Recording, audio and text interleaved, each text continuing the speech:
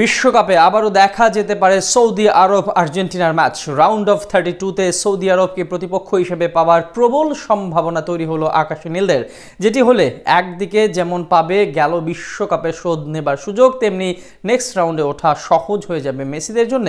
তবে এর জন্য মেলাতে হবে কঠিন এক সমীকরণ। আর্জেন্টিনা আর সৌদি আরবের ম্যাচের সেই সমীকরণ নিয়ে বিস্তারিত জানবো রিপোর্টে।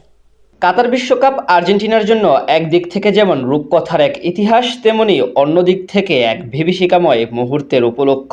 বিশেষ করে টুর্নামেন্টে নিজেদের প্রথম ম্যাচের স্মৃতি মনে হলে এখনও দেশটির ফুটবল প্রেমীদের মনে অজানা এক আশঙ্কা তৈরি হয়। এশিয়ার দেশ সৌদি আরবের বিপক্ষে চোখের পলকে অবিশ্বাস্য পরাজয় রীতিমতো স্তব্ধ করে দেয় সবাইকে। সেই হারের বদলা নেওয়ার এখন দারুণ সুযোগ আসতে যাচ্ছে তাদের কাছে। বিশ্বকাপে এবার সৌদি আরবের বিপক্ষে নকআউট পর্বের প্রথম ম্যাচে মাঠে নামতে পারে লিওনেল মেসি বাহিনী। রাউন্ড অফ 32-তে অপেক্ষাকৃত সহজ এক প্রতিপক্ষ পেতে যাচ্ছে আকাশী নীলরা।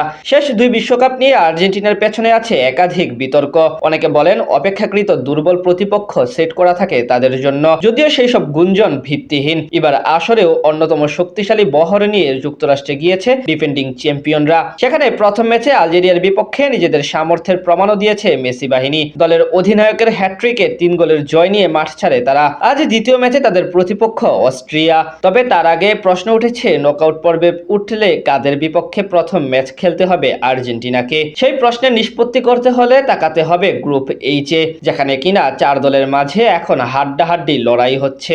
আর্জেন্টিনা আছে গ্রুপ জেতে। যদি এখান থেকে চ্যাম্পিয়ন হয় তারা, তাহলে তাদের শেষ 32-এ মুখোমুখি হতে হবে গ্রুপ এইচ এর রানার্স আপের সাথে। সেই স্পটটি নিয়ে এখন লড়াই হচ্ছে 4 দলের মাঝে। সেখান থেকেই সৌদি আরবকে প্রতিপক্ষ হিসেবে পেতে পারে আলবিসেলেস্তারা। সেখানে আপাতত 1 নম্বরে আছে 1 জয় ও 1 ড্র করা স্পেন, 2-এ আছে 2 ম্যাচের 2টিতে ড্র করে 2 পয়েন্ট পাওয়া উরুগুয়ে, 3-এ থাকা ক্যাপ ভার্দেরও তাদের সমান পয়েন্ট, আর 4-এ থাকা সৌদি আরব 1টিতে হেরেছে এবং 1টি ড্র করেছে, তাই তাদের পয়েন্ট 1। এখন আগামী ম্যাচে উরুগুয়ে মাঠে নামবে স্পেনের বিপক্ষে। সেখানে যদি স্পেন জিতে যায় তাহলে বাদ পড়বে উরুগুয়ে। তখন যদি ক্যাপ ভার্দেকে সৌদি আরব হারাতে পারে তাহলে তারা হবে এইচ গ্রুপের রানার্স আপ এবং খেলবে আর্জেন্টিনার সাথে। আর যদি ক্যাপ ভার্দে সেই ম্যাচে জিতে তাহলে তারা খেলবে মেসিদের বিপক্ষে। তবে যদি উরুগুয়ে ও স্পেনের মধ্যকার ম্যাচে আবার উরুগুয়ে জিতে যায় এবং আর্জেন্টিনা গ্রুপ চ্যাম্পিয়ন হয়, তাহলে তাদের মুখোমুখি হতে হবে শক্তিশালী স্পেনের বিপক্ষে।